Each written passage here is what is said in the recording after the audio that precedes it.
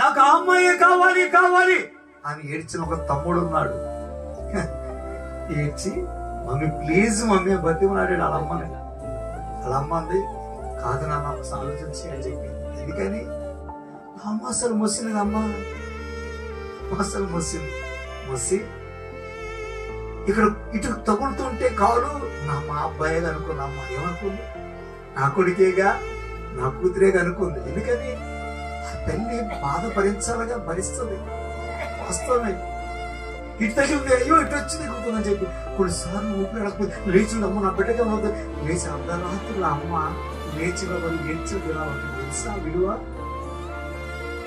నీకు తెలుసా విలువ? గుర్తుపెట్టుకొస్తావు అసలు. నీకు ఆ విలువ తెలిస్తే అమ్మ ఏడ్చుద్దని ఆలోచన చేస్తావు. ఒక్క క్షణం ఆలోచన చేసావా? పైకి వచ్చి గుండె దగ్గర అమ్మో మా బిడ్డకి నవ్వుతుందేమో అని అందరూ